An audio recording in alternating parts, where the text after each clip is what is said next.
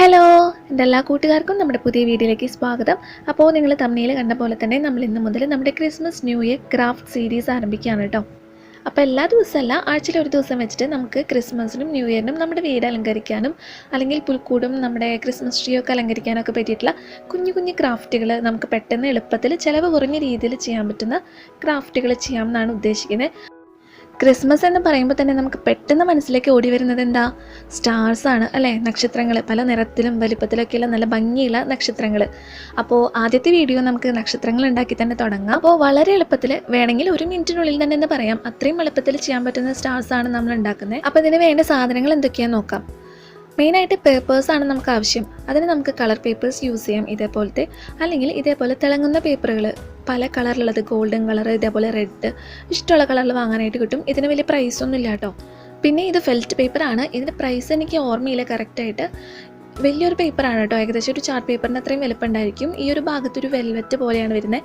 Back side നോർമലാണ്, സാധാ white കളറാണ്. ഇതും നമുക്ക് പല കളറിലൊക്കെ വാങ്ങാനായിട്ട് കിട്ടും. ഇനി ഇതൊന്നും ഇല്ലെങ്കിലും നമ്മുടെ സാധാരണ ന്യൂസ് പേപ്പറോ അല്ലെങ്കിൽ മാഗസിൻ പേപ്പറോ ഒക്കെ വെച്ചിട്ട് ഉണ്ടാക്കിയാലും മതി. അപ്പോൾ നമുക്ക് വേഗം സ്റ്റാർ ഉണ്ടാക്കാൻ തുടങ്ങാം. ഞാനിവിടെ ഒരു പേപ്പർ എടുത്തിട്ടുണ്ട്. ഇത് എത്ര വലിപ്പം വേണമെന്നുള്ളത് നമ്മുടെ ഇഷ്ടമാണ്. നമുക്ക് എത്ര വലിപ്പത്തിലുള്ളതോ അല്ലെങ്കിൽ എത്ര ചെറിയ സ്റ്റാർ വേണമെങ്കിലും ഉണ്ടാക്കാം. ശ്രദ്ധിക്കേണ്ടത് ഇത് സ്ക്വയർ ഷേപ്പിലായിരിക്കണം, 4 സൈഡും ഈക്വൽ ആയിരിക്കണം. അത്രയും നമ്മൾ ശ്രദ്ധിക്കേണ്ട ആവശ്യമുള്ളൂ. ഞാനിവിടെ ഫെൽറ്റ് ഷീറ്റാണ് യൂസ് ചെയ്യുന്നത്. അപ്പോൾ നല്ല ഭാഗം മുകളിലേക്ക് വരുന്ന രീതിയിലാണ് നമ്മൾ വെച്ചിരിക്കുന്നത്. അതിനുശേഷം ഇത് നേരെ ഹാഫ് ആക്കിയിട്ട് മടക്കാം. എന്നിട്ട് ഇതിൻ്റെ ഈ ഒരു സൈഡ് മാത്രം ഈ രീതിയിലൊന്ന് മടക്കി കൊടുക്കുകയാണ്.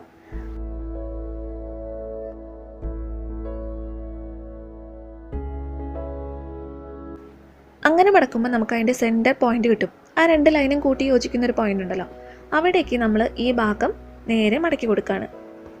ഇനി കാണുന്ന രീതിയിൽ മടക്കുക, കറക്റ്റായിട്ട് മടക്കാനായിട്ട് നോക്കുക.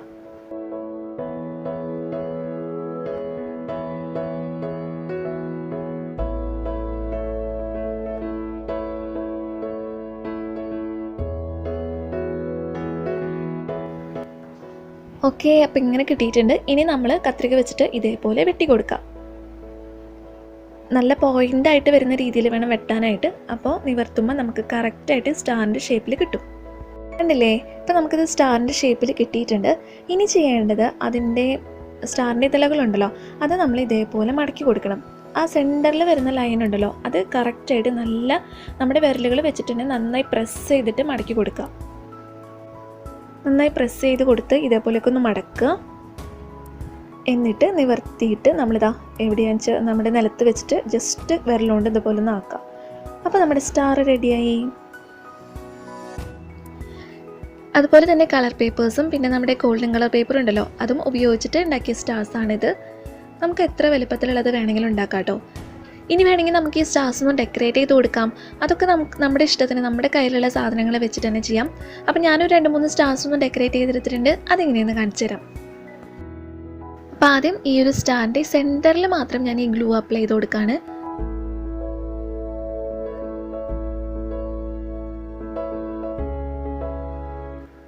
എന്നിട്ട് ഇതേപോലത്തെ ഗിൽറ്റ് നമുക്ക് വാങ്ങാനായിട്ട് കിട്ടുമല്ലോ, അത് ഇവിടെ നിന്ന് വിതറി കൊടുക്കുകയാണ്. നിങ്ങൾക്ക് വേണമെങ്കിൽ ഇതിൽ ഫുള്ളായിട്ട് അപ്ലൈ ചെയ്തിട്ട് ഗിൽറ്റ് വേണമെങ്കിൽ കൊടുക്കാം കേട്ടോ. അങ്ങനെ വേണമെങ്കിൽ അങ്ങനെ ചെയ്യാം. ഞാൻ ഈ സെൻറ്ററിൽ മാത്രമേ ഇങ്ങനെ ചെയ്യുന്നുള്ളൂ. കണ്ടില്ലേ? നല്ല ഭംഗിയായിട്ട് കാണാനായിട്ട്. ഇനി ഇതൊന്ന് ഉണങ്ങാനായിട്ട് വെക്കാം. അത് കഴിഞ്ഞ് നമുക്കതെടുത്ത് യൂസ് ചെയ്യാം. അതുപോലെ തന്നെ നമുക്ക് വേണമെങ്കിൽ 2 വലിപ്പത്തിലുള്ള സ്റ്റാർ ഉണ്ടാക്കിയിട്ട് ഒരെണ്ണത്തിൻ്റെ മുകളിൽ മറ്റേ സ്റ്റാർ വയ്ക്കുക. അപ്പോൾ ഡബിൾ കളറായിട്ടുള്ള സ്റ്റാർ നമുക്ക് കിട്ടും. ഡബിൾ കളറോ ട്രിപ്പിൾ കളറോ ഒക്കെ ആക്കിയിട്ട് നമുക്ക് വേണമെങ്കിൽ ഇതേപോലെ ഉണ്ടാക്കാം കേട്ടോ.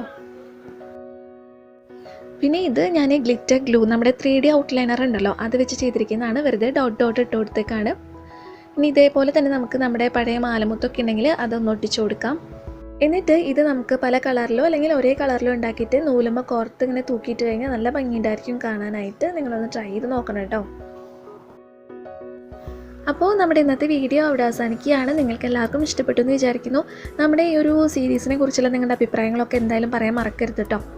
നിങ്ങളുടെ മനസ്സിലുള്ള ഐഡിയാസും അല്ലെങ്കിൽ നിങ്ങൾക്ക് എന്തെങ്കിലും പറയാനുണ്ടെങ്കിലൊക്കെ എന്തായാലും പറയാം. അപ്പോൾ നമുക്ക് അടുത്ത വീഡിയോയിൽ കാണാം. അതുവരെ ബൈ.